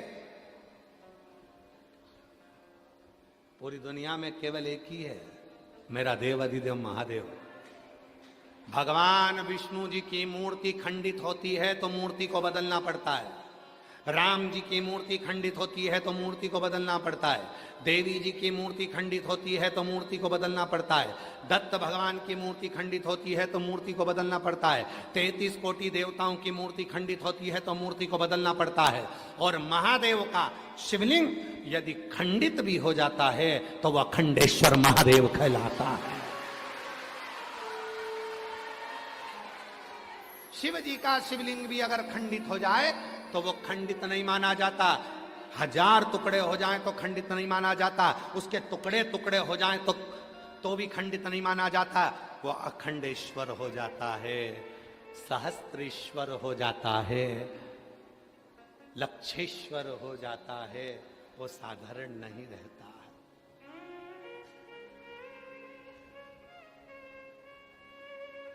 लक्षेश्वर अखंड है, वो खंडित ही नहीं हुआ।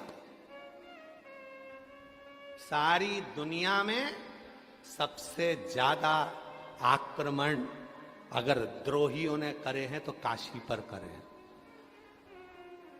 अगर विधर्मियों ने सबसे ज्यादा आक्रमण करे तो काशी विश्वनाथ पर करे।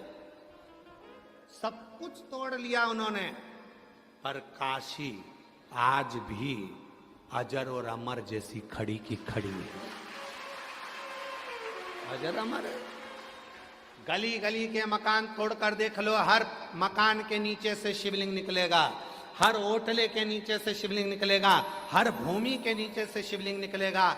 विद्रोहियों ने पूरी तरह से शिवलिंगों को खंडित कर कर देख लिया, पर उनको क्या मालूम था ये विश्वनाथ है जो दुनिया का भरण पोषण करने वाला है, ये कभी खंडित नहीं होता, ये तो अखंड है और अखंड ही रहेगा।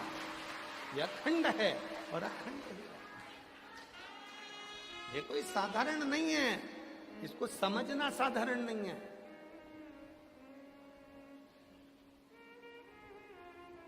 एक नैना नाम की एक शिव भक्त महाराष्ट्र की अकोला के पास में रहती, नैना नाम था। महाराज हम चतुर्वेदी जी उसका पत्र अगर हमारे पास में होगा तो हम उस पत्र को सोशल मीडिया पर जरूर डालेंगे। हम श्योर जाकर ढूंढवाएंगे उस पत्र को। अगर वो पत्र, नैना नाम की एक लड़की अकोला के पास की,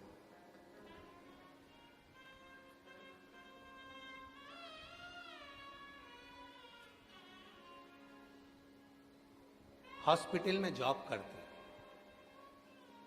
हॉस्पिटल में भी ऐसी जगह जॉब करती है जहां पर स्त्री का प्रसव होता, बच्चा जन्म लेता, तो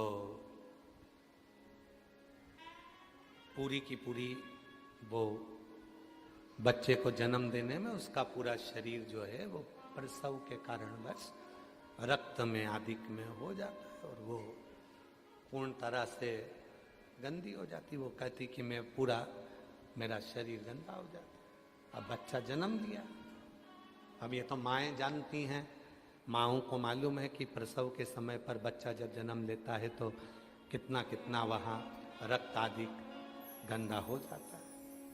नहीं ना, गुरुजी बहुत दुखी रहती हैं। मेरे दुख का निवारण क्या है? हमने कहा एक लोटा जल सारी समस्या का। हमारे पास तो कोई दूसरा निवारण तो है ही नहीं। पानी चढ़ाओ, दुख मिटाओ, बोल बम का नारा है, श्री शिवाय। इसके सिवाय तो हमारे पास कुछ दूसरी चीजें है ही। दुनिया के लोगों के पास में बहुत सारी चीजें हैं, कोई भभूति दे देगा, कोई बेल दे देगा, कोई नारियल दे देगा, कोई कुछ दे देगा। हमारे पास तो ये भी नहीं है।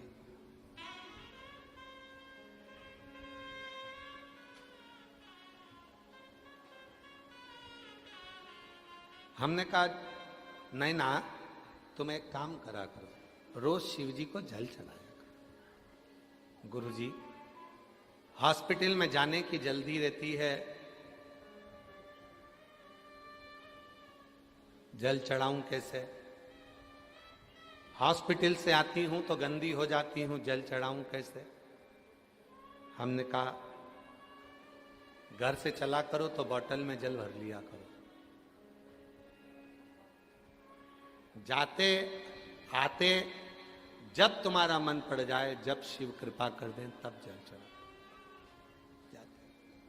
हॉस्पिटल से आती होगी तो स्नान कर कर आती होगी, हाँ। कपड़े बदल कर आती होगी, हाँ। तो फिर जाने में क्या दिक्कत? पर लोग कहते हैं कि हॉस्पिटल से आइए, शिव जी के मंदिर आ गए। हमने कहा दुनिया तो ताना देती रहेगी। शिव महापुराण की कथा में आता है, रात्रि को 9:15 वाला जो उपाय यूट्यूब पर डला हुआ है, जब कोई बहुत मात्रा में बीमार पड़ जाता है, हॉस्पिटल से ही वो 9:15 वाला उपाय करने के लिए मंदिर पहुंच जाता है और बाबा उस पर करुणा करना प्रारंभ कर देता है।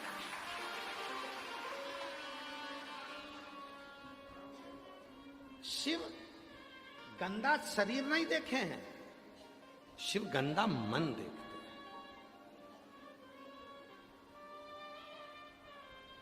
कितने रुपए का तुमने क्रीम पाउडर लगाया, कितने सुंदर तुम हो, ये शिव जी को मतलब ही नहीं है। क्या करेगा वो तुम्हारी सुंदरता से? करेगा क्या? जिनके आगे स्वयं मां जगत जननी पार्वती जी भी फीकी हैं, जिनके आगे स्वयं जगत जननी जगदम्बा अंबा भी स्वरूप में फीकी हैं, वो शिव जी कितने सुंदर हैं, तो तुम्हारी सुंदरता से उसको कोई मतलब तो है नहीं। तेरी प्रतिमा कितनी सुंदर, तू कितना सुंदर।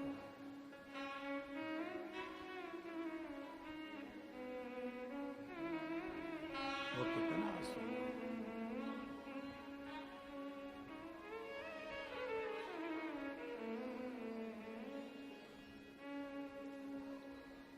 कितना सुंदर होगा। तेरी प्रतिमा कितनी सुंदर, तो कितना सुंदर, तो कितना सुंदर। जरा विचार करो, कितना सुंदर।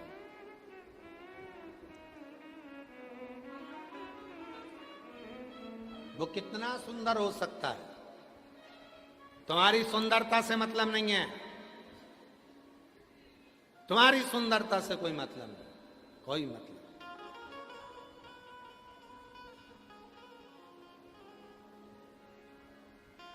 नाथू भगत की कथा याद है आप लोगों को? काशी में रहने वाले, जितने काशी में रहने वाले, नाथू भगत की कथा आप लोगों के स्मरण में होगी। नाथू भगत शिव का परम उपासक, गंगा जी के तट पर रहता था। 80 घाट के नजदीक में एक बड़ा सा किला था। उस किले के एक आले में वो रहता था, किले के आले में। और वो किले के घाट के किले के आले में। अब थोड़ा ध्यान देना तुम लोग, जरा स्मरण रखिएगा। आप लोग तो काशी के रहने वाले हो। गंगा के घाट पर बहुत बड़े बड़े घाट हैं। घाट के अंदर जहां लोग खड़े होकर नहाते हैं, ऐसे गोल गोल चबूतरे बने रहते हैं, उसके अंदर आले बने रहते हैं। आले, उस आले के अंदर नाथू भगत रहता था। जितने काशी वाले हैं उन सब के स्मरण में एक कथा होगी कि वो नाथू भगत काशी में रहता और 80 घाट के नजदीक में केदार खंड के अंतर्गत निवास करता। नाथू भगत जिसको भी प्रवचन देता था, बोलता था, तो एक ही बात कहता था, कभी उसने काशी से बाहर पांव नहीं रखा। कैलाश नहीं गया क्योंकि उसको मालूम है कैलाश मेरी काशी में है।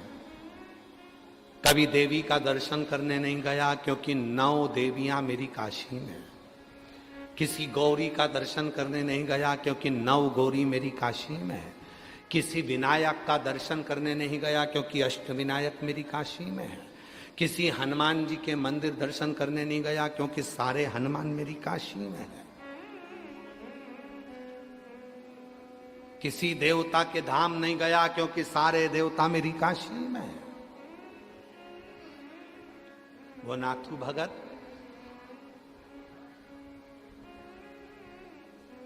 10 साल में उसका एक नियम था, वो भंडारा करता था।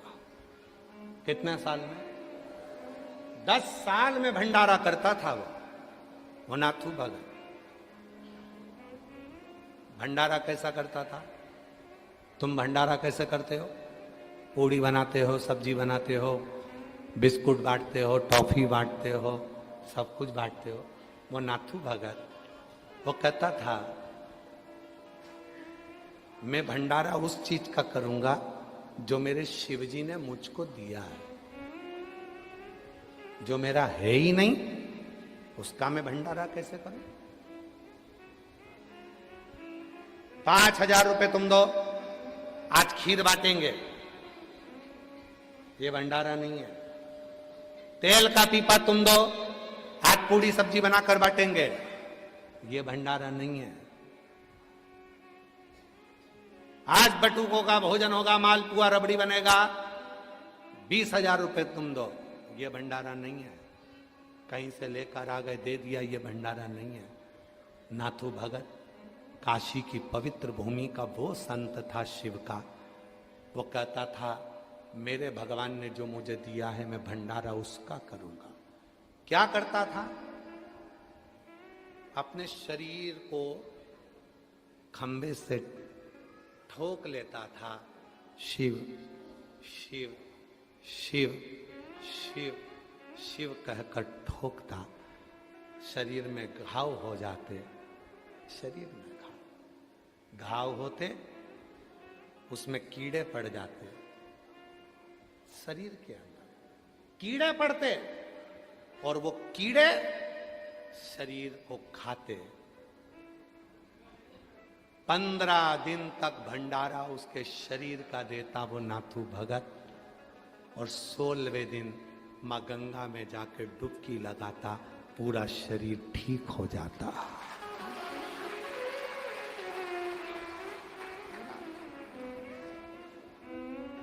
पूरा शरीर ठीक। काशीवासी वो नाथू भगत को भूल नहीं सकते, उसके भंडारे को कोई भूल नहीं सकता। धन का भंडारा नहीं था, तन का भंडारा था। जैसे ही गंगा जी की डुबकी लगती थी पूरा शरीर ठीक हो जाता। ये काशी है। इस काशी को लोगों ने हल्के में ले लिया है। आज नए नए लोग आकर बस गए काशी में तो सोचते हैं कि काशी हम देख रहे हैं कि कमाई का स्रोत हो गया। आज नए नए लोग काशी में आकर बस गए, थोड़ी सी प्रॉपर्टी खरीद ली और सोच लिया कि हमने होटल, हमने बिल्डिंगें बना ली तो काशी हमारी हो गई। काशी तुम्हारी नहीं है, काशी नाथू भगत जैसे की है, जो गंगा में नहाते से शरीर को ठीक कर लेता। काशी को पहचाना क्या पहचाना? और बाबा जी आज हम कहें आपसे एक कथा, अभी तो हम विश्वनाथ शिव महापुराण की कथा कर कर जा रहे हैं। यहाँ से 4था दिन है, आज 3 दिन और बचे हैं, पर चतुर्वेदी जी और पूरी टीम और बाबा जी सब ध्यान रखना, जब एक बार कथा करने के लिए वापिस आए तो काशी के भक्तों की कथा सुनाकर जाएंगे कि काशी के भक्त कैसे थे, कैसे काशी के भक्त थे, कि उन काशी के भक्तों का क्रम क्या रहा है, उन काशी के भक्तों का क्रमता क्या रही है, उन काशी के भक्तों की सराहना क्या रही है। कहीं मिलेगा नाथू भगत जैसा जो अपने शरीर का भंडारा देता हो, गंगा में डुबकी लगा के शरीर को ठीक कर लेता हो। नाथू भगत।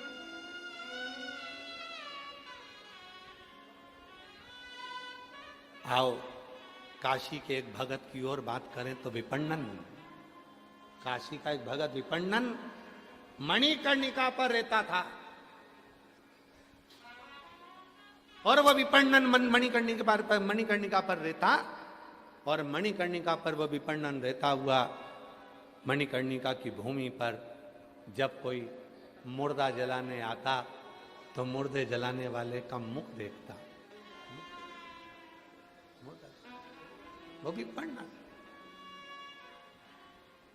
और वो विपण्णन जो मणिकर्णिका के घाट पर रह रहा है, ना घर है ना कुछ है, केवल खुले आसमान में विपण्णन रहता था। और कहते हैं लोग मुर्दा लेकर जाते थे, राम नाम सत्य चिल्लाते थे, और विपण्णन मुर्दे से, जिसको लेकर जा रहे हैं उस मुर्दे से बात कर लेता था। लोग कहते थे अघोरी है, तांत्रिक है, लोग कहते अघोरी है, तांत्रिक है। अरे विपण्णन ना अघोरी था ना तांत्रिक था, वो विश्वनाथ जी का भक्त था, शिव का भक्त था। वो अघोरी नहीं।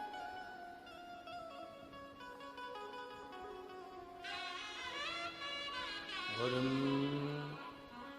मैंने लाख सहारे छोड़ दिए, बस तेरा सहारा। मैंने लाख सहारे छोड़ दिए, एक तेरा सहारा, बस तेरा सहारा काफी है, बस तेरा सहारा काफी है। मैंने लाख गवारे छोड़ दिए, एक तेरा दुआरा काफी है। मैंने लाख दुआरे छोड़ दिए, एक तेरा दुआरा मैंने बस एक द्वारा, एक दरवाजा देख लिया, वो तेरा।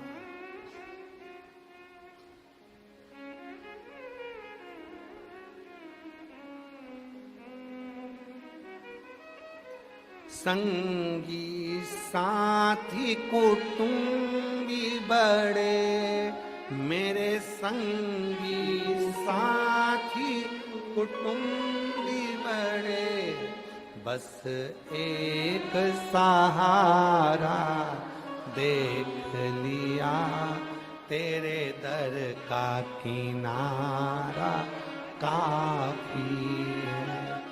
बस एक सहारा देख लिया, तेरे दर का किनारा काफी है।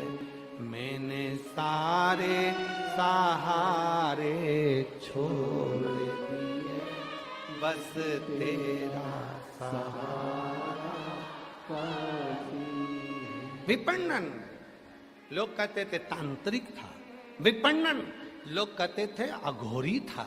विपणन जिसकी चरित्र काशी के शास्त्रों में मिलता है और उसको पढ़ो तो मिलता है कि विपणन मुर्दों से बात कर लेता था, मुर्दों से। और सुनो ए काशी वासियों, आप सबके चरणों को प्रणाम कर कर एक बात कहना चाहता हूं इस विपणन के चरित्र से। प्रश्न था विपणन का। एक ब्राह्मण मस्तक पर त्रिपुंड, गले में रुद्राक्ष की माला, भस्म पूरे शरीर पर लगी हुई, त्रिपुंड, और विपणन के पास आ गया। उस दिन विपणन खुले आसमान में बैठे थे, मुर्दे से बात कर रहे थे, मुर्दे से। ये काशी है वकील साहब, ये काशी है जहां मुर्दे से बात करने वाले संत भी यहां निवास करते थे। गर्व होना चाहिए काशी वासियों को कि यह काशी है। इसको महाशमशान कहते हैं, महाशमशान। विपणन बैठे थे, गले में रुद्राक्ष, भस्म, त्रिपुंड पहना हुआ एक ब्राह्मण विद्वान, शिखाबंदी है उसकी, तन पर एक लंगोटी है, ऊपर के भाग कुछ नहीं है, एक यज्ञोपवीत धरा हुआ है। विपणन के पास आ गया। विपणन आज विपणन मुर्दे से बात कर कर हंस रहे थे, तो पूछा कि भाई मेरा प्रश्न है।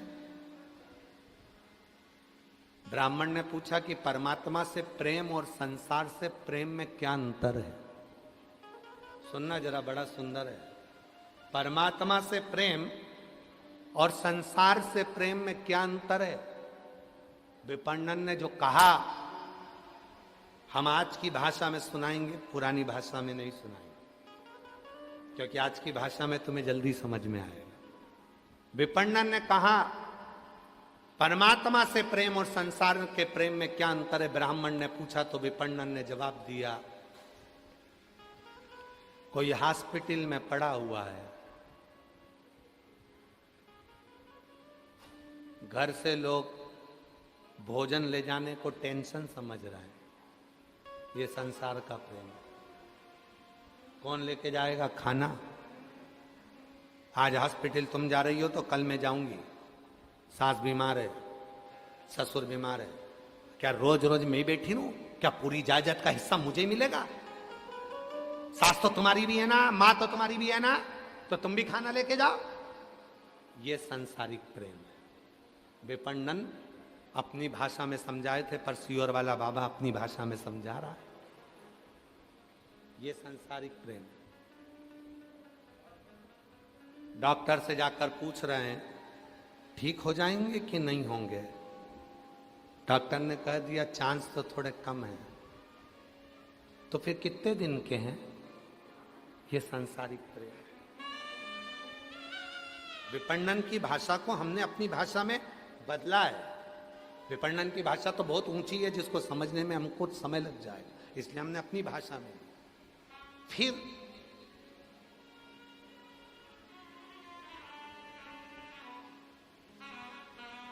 डॉक्टर साहब इनको खाने में क्या दें? 4-5 रोटी देंगे, 2-4 रोटी देंगे तो गंदगी करेंगे, और गंदगी करेंगे तो पलंग पर साफ कौन करेगा? भोजन की मात्रा कम कर दी, 2 रोटी 1 रोटी, जिससे वो मलमूत्र ना करे, साफ कौन करेगा? संसारिक प्रेम है। और विपणन ने कहा यह संसार का प्रेम है। जिस व्यक्ति ने करोड़ों कमाए, जिस व्यक्ति ने लाखों कमाए, जिस व्यक्ति ने दुकान जमाई, जिस व्यक्ति ने बंगला बनाया, जिस व्यक्ति ने घर बनाया, आज उसी पर लोग खर्च नहीं कर पाते, विचार करते हैं ज्यादा खर्चा हो जाएगा, हॉस्पिटल से जल्दी छुट्टी दे दो, घर ले जाते हैं। अब जब मर ही रहे हैं तो घर ही मर जाएंगे। इसको कहते संसारिक प्रेम। और विपणन ने फिर कहा परमात्मा से प्रेम किसको कहते हैं? तो विपणन कहते हैं दर्द में भी अगर वो याद आ रहा है, दुख में भी आंसू के साथ विश्वनाथ का नाम निकल रहा है, और मरने से पहले भी ये तुम्हारे भीतर विश्वास है कि मेरे साथ मेरा विश्वनाथ है, वही परमात्मा का प्रेम। इसी को परमात्मा का प्रेम कहते हैं, इसी को परमात्मा के प्रति प्रेम कहा गया।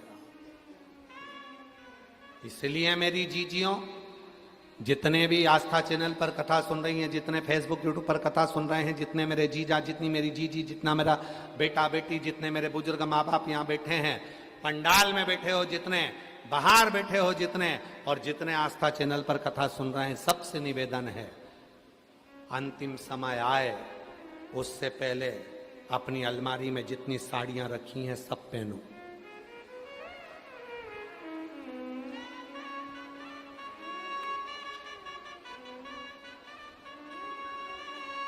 कोई कहे कि बुढ़ापे में ब्यूटी पार्लर जाती है, हाँ जाऊंगी। तेरे बाप का क्या जाता? जा, चल जाऊं, जा। बता 60 साल 70 साल की हो गई, इतनी हीरोइन बन के रहती है। मेरी मर्जी।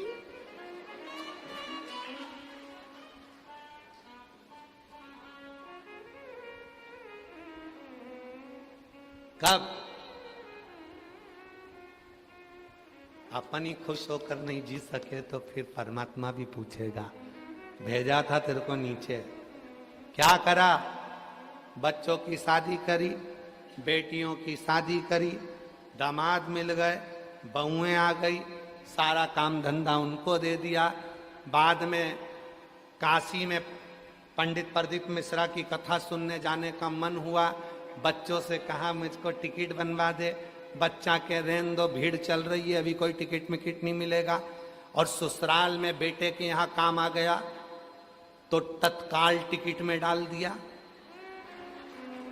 और बाप को माँ को अगर काशी जाना था तो क्या रहने दो, कहाँ जाओगे, रहने दो, क्या करोगे।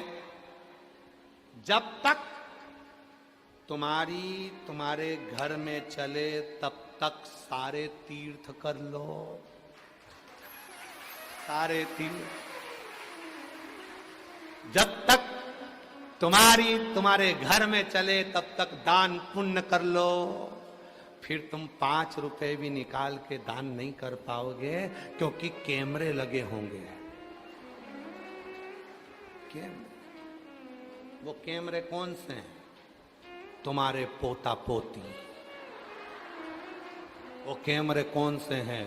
तुम्हारे बच्चे। जैसे ही बुआ घर में आई राखी पे, और घर के जितने पोता पोती सब दादी के कमरे में। क्यों? बुआ जी आई है, बुआ जी आई है। बुआ जी से इतना प्रेम नहीं है बच्चों को, वो तो उनकी मम्मियां ठोक ठोक के भेजती है, जब तक बुआ रहे तब तक दादी के कमरे में रहना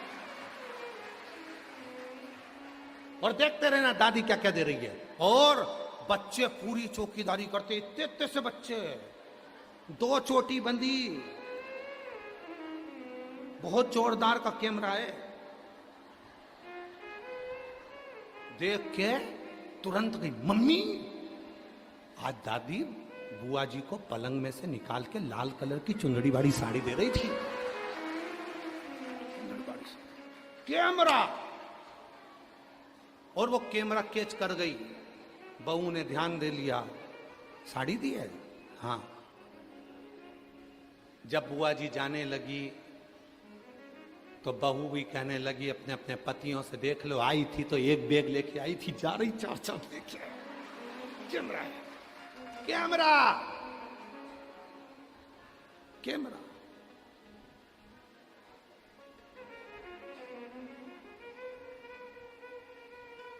इसीलिए जब तक तुम्हारे घर में चले, जब तक तुम्हारे घर पर कमांड रहे, तब तक तीर्थ करो, दान करो, पुण्य करो, भजन करो, कीर्तन करो।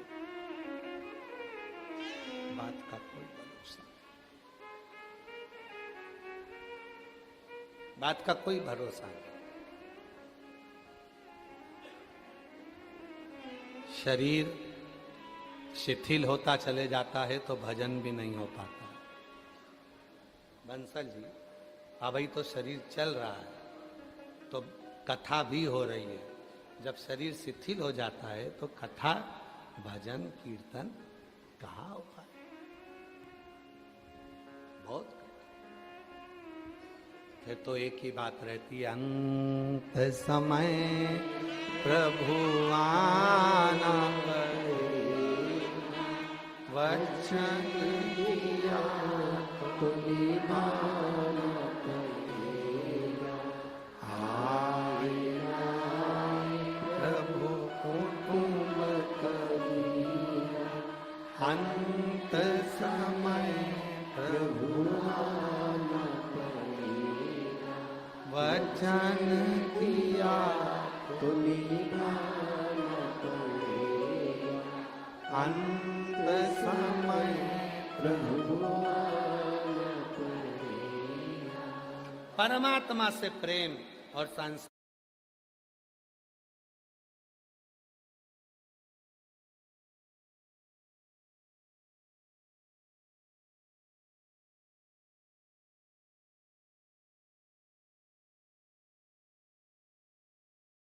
प्रेम विपणन ने बता दिया ब्राह्मण देवता को कि ये परमात्मा से प्रेम है और ये संसार का प्रेम, संसार का। पर एक बात आप लोगों से कहें, आज जो आप लोगों को देखा, आप लोगों का जो प्यार देखा है शिव पुराण के प्रति, दरवाजे पर खड़े होकर इंतजार करना, शायद दुनिया में पहली व्यासपीठ होगी जिसके लिए दरवाजा भी बंद कर दिया जाता है कि कोई आए ना, पर पहली व्यासपीठ देखी होगी दरवाजा बंद करने के बाद भी कूद के आ जाते।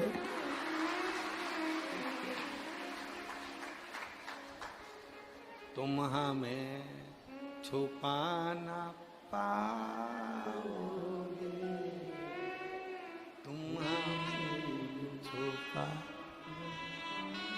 कहा स्वर नहीं बैठ रहा है तुम्हारा, एक नंबर पर लेके आओ उसको, इसको एक नंबर पे चलाओ तुम, वो उसका 2-3 पे जा रहा है, एक पर लो इसको। समझ, शिव तत्व कह रहा है, शिव तत्व शायद पहली व्यासपीठ है जिसको रोकने के बाद भी लोग शिव भक्त, और ये प्रदीप मिश्रा जी के लिए नहीं आ रहे, सीवर वाले बाबा के लिए नहीं आ रहे, आपके दिल में जो शंकर जी बैठे हैं, विश्वनाथ जी बैठे हैं, शिव बैठे हैं, आप उस शिव को पाने के लिए, शिव से शिव का मिलन करने के लिए शिव पुराण है, और शिव से शिव।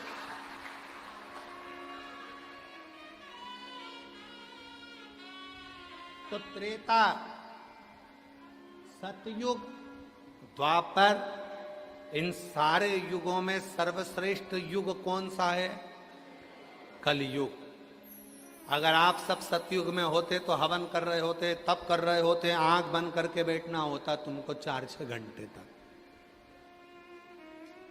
त्रेता में होते तो भी तुम्हें तप करना पड़ता, द्वापर में होते तो भी तुम्हें यज्ञ करना होता, पर कलयुग इतना सरल, इतना सरल, एक लोटा जल सब समझता।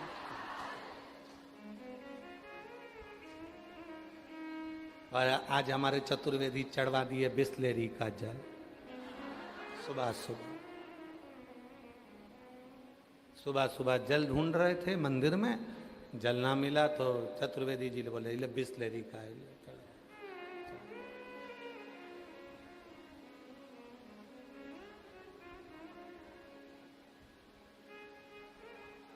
जो मिल गया। शिव जी ने कभी नहीं कहा कि मुझे इतना कीमती फूल देना, कभी नहीं,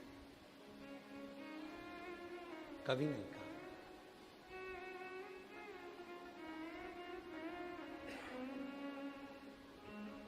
कभी नहीं शिव जी ने कहा कि मुझे इतना कीमती सामान दो, इतना कीमती फूल दो, इतना कीमती